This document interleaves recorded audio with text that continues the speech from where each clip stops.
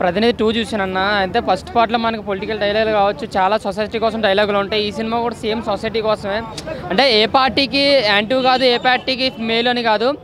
ఒక జనం కోసం తీసిన సినిమా ఇది. ఆయన జర్నలిస్ట్ కాబట్టి జర్నలిస్ట్ని గొప్పగా చూపించుకుంటూ తీసిన క్యారెక్టర్ మన రారా రోహిత్ గారిది. సినిమా అయితే ఎక్కడ బోర్ అయితే కొట్టలేదన్న. ఫస్ట్ నుంచి లాస్ట్ వరకు కూడా ఒక సస్పెన్స్, ఏం జరుగుతుంది అలాగే కొన్ని డైలాగ్ సొసైటీ కోసం. ఓటేస్తే నీకు ఎంత ఉపయోగం, ఓటు వేయకపోతే ఎంత నష్టం అనేది కూడా బాగా తెలిపారు. ప్రతి ఒక్కరు ఓటు వేయాలనేది తెలియజేశారు. అలాగే ఒక సీఎం మిస్టరీ అని కూడా ఒక సస్పెన్స్ ఏదైతే ఆ పాయింట్ ఉందో అదైతే కూడా చాలా అంటే చాలా బాగా నచ్చింది. ముఖ్యంగా ఇందులో డైలాగులు బాగున్నాయి. ఒక సొసైటీ కోసం తీసిన సినిమా అన్న. అంటే బయట చాలామంది కొంతమంది అంటున్నారు వాడు జగన్ యాంటీ చేశారు, ఇలా తెలుగుదేశం ఆ పార్టీలకు సంబంధమే లేదు. ఇప్పుడు ఎలక్షన్స్ కాబట్టి ఎల్లుండు మొత్తం ఒక ప్రౌడ్ కామన్ మ్యాన్ ఏం చెయ్యాలి, ఏం చేయకూడదు, ఆడికి ఎంత నష్టం అనేది కేవలం ఒక సొసైటీ కోసం తీసిన, జనం కోసం తీసిన సినిమా ఇది. ఏ నాయకుడికి ఏ అధికార పార్టీకి యాంటీ అయితే కాదు సినిమా. ముఖ్యంగా సాగర్ బ్యాక్గ్రౌండ్ అయితే మాత్రం చాలా బాగుంది. సినిమా ప్రతి సీన్ హైలైట్ చేసింది. ప్రతి సాంగ్స్ కూడా యావరేజ్ అనిపించింది, కానీ బ్యాక్గ్రౌండ్లో మాత్రం అల్టిమేట్ అనమాట. చాలా అంటే చాలా బాగుంది బ్యాక్గ్రౌండ్. అలాగే నారా రోహిత్ గారు యాక్టింగ్ కంబ్యాక్ అయితే గట్టిగా ఇచ్చారన్న. బ్లాక్ బస్టర్ మూవీ సినిమా చాలా అంటే చాలా బాగుంది. అలాగే మూర్తిగా డైరెక్షన్ అసలు ఎక్స్పెక్ట్ చేయలేము. ఆ డైరెక్షన్ చాలా అంటే చాలా బాగుంది. ప్రతి సాంగ్స్ ఎవ్రీ డిపార్ట్మెంట్ కూడా స్క్రీన్ ప్లే కావచ్చు, స్టోరీ లైన్ కావచ్చు, డైలాగ్స్ అన్నీ కూడా చాలా బాగా డీల్ చేశాడు. ఎక్కడ ఆయన రిపోర్టర్గా ఆయన కాకుండా ఒక జర్నలిస్ట్ని హైలైట్ చేస్తూ సినిమాని అయితే మాత్రం ఎక్కడ బోర్ అయితే కొట్టడంలో ఇంటర్వెల్ ట్విస్ట్, క్లైమాక్స్ ట్విస్ట్ అయితే మాత్రం నిజంగా మైండ్ బ్లాస్ అనమాట. అంత బాగుంది. ఒక సస్పెన్స్, ఒక పొలిటికల్ థ్రిల్లర్ సినిమా అన్న ఇది. అయితే ఎక్కడ మనకు బోర్ అయితే కొట్ట చాలా అంటే చాలా. ప్రతినిధి ఎవరికైతే ఎంత బాగా నచ్చుతుందో 2 కూడా అంతకన్నా ఎక్కువ నచ్చుతుంది. అలాగే క్లైమాక్స్లో 2-3 సస్పెన్స్ సీన్స్ కూడా పెట్టారు. వాటికి ప్రతినిధి 3 అని చెప్పి లాస్ట్లో ఆయన వచ్చి చెప్పాడు అనమాట. సో మూర్తి గారు అయితే డైరెక్షన్ అల్టిమేట్, బ్యాక్గ్రౌండ్ స్కోర్ బాగుంది. నారా రోహిత్ గారు కంబ్యాక్ ఇచ్చాను. యాక్టింగ్ కానీ, బాడీ లాంగ్వేజ్ కానీ కాదు కొంచెం బొద్దుగా కనిపించారు, కానీ ఆ యాక్టింగ్ ఫైట్లో అయితే మాత్రం చాలా రిచ్గా తీసుకున్నారు సినిమాని. ఎక్కడ మనకు బోర్ అయితే కొట్టలేదు. ఒక కమర్షియాలిటీ, ఒక పొలిటికల్, ఒక సొసైటీ కోసం తీసిన సినిమా ఇది.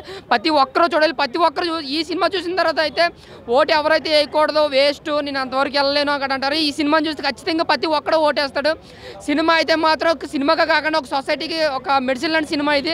ప్రతి ఒక్కరూ ఈ సినిమా చూడాలని కోరుకుంటూ జై హింద్. ప్రతినిధి 2 బ్లాక్ బస్టర్ మూవీ అన్న. Thank you. ప్రతినిధి 2 చూసి వస్తున్నాండి. ఇప్పుడు ప్రతినిధి 2 నారా రోహిత్ గారి ప్రతినిధి 2 చూసి వస్తున్నామండి.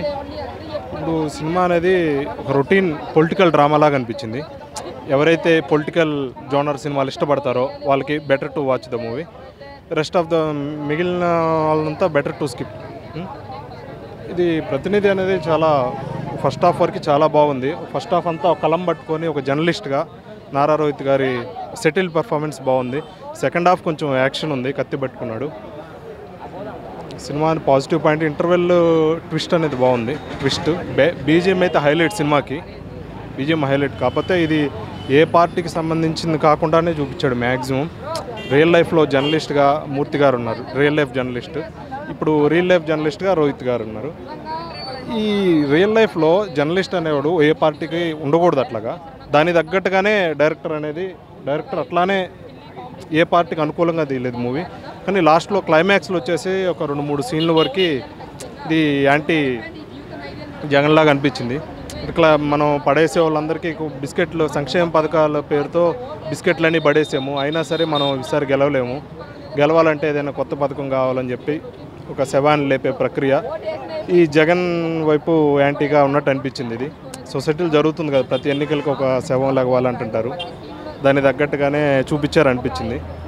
అంతకుమించి ఒక పార్టీకి అతీతంగా మాత్రం ఏ పార్టీకి అతీతంగా లేదు. ఆ ఒక్క సీన్లు మాత్రం లాస్ట్లో ఎవరికైనా అనిపించక తప్పదు. అది ఇంత మంచి మూవీలో ఎస్పెషల్లీ డెబ్యూ డైరెక్టర్ మూర్తి గారు, TV5 ఆయన చాలా సీనియర్ జర్నలిస్ట్, మనకి అందరికీ తెలుసు సంగతే.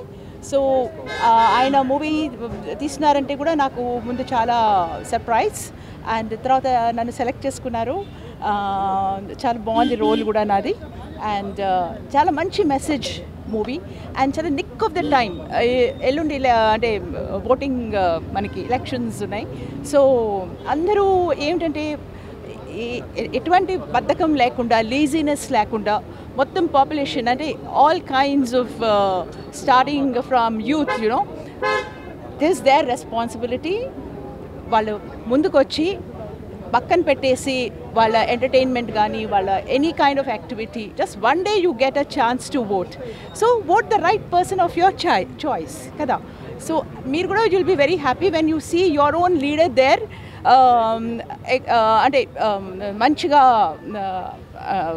అంటే ఒక డెమోక్రాటిక్గా యూనో గవర్నమెంట్ రన్ చేయడం మీ హ్యాండ్స్లో ఉంది.